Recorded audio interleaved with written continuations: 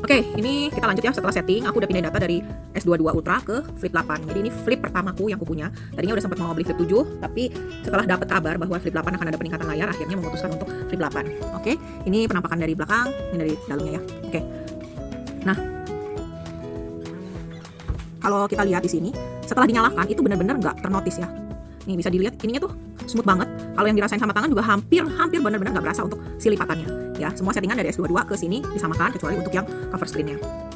Lalu untuk speknya ya sebenarnya sih sama aja, sama sama S22 Ultra tuh nggak ada yang jauh berbeda lah gitu. Kecuali ya memang di layar tambahannya dan compactnya. Kalau cewek-cewek itu kan suka banget pakai tas kecil ya. Nah, kalau dia pakai tas kecil cocok banget nih pakai ini. Jadi ini first impression dulu. Nanti setelah aku kulik mungkin sebulan 3 bulan baru kita lanjut ke videonya. Oke, yang bagusnya itu adalah di sininya benar-benar hampir nggak terasa, nggak teraba gitu ya. Nah, masalahnya adalah di sini ya, di tempat sidik jari ini atau di tombol power ini mungkin karena casingnya agak tebal, jadi dia suka meleset gitu loh, suka meleset untuk dipencetnya.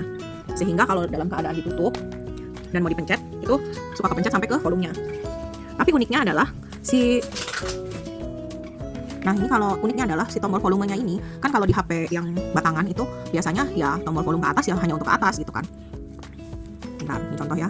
Nah ini kan ke atas, tetap ke atas seperti biasa. Tapi uniknya kalau di flip ini, kalau kita tutup, nah tombol ini kan harusnya di bawah untuk volume ke bawah kan, kecilin volume. Nah ini dia bisa untuk membesarkan volume.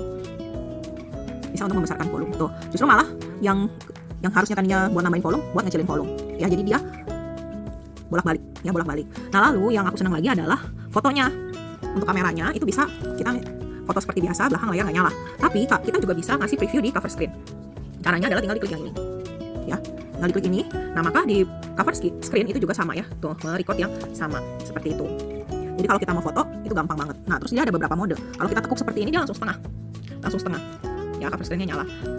Dan yang menariknya lagi adalah biasanya kan kalau yang pada umumnya ya kalau mau ambil foto cuma di sini kan, atau ada yang floating itu, ada yang floating button. Nah, kalau di flip di cover screen-nya kita fotonya dari cover screen kayak gini. Kita bisa tap di mana aja dan dia akan otomatis tuh mengambil gambar ya. Dan dia juga ada fitur stabilisasi. Jadi misalnya nih kita video. Bentar ya. Nah, kita video seperti ini. Ya, kita video. Lalu kita ini kan landscape, terus kita putar begini, kita balikin begini.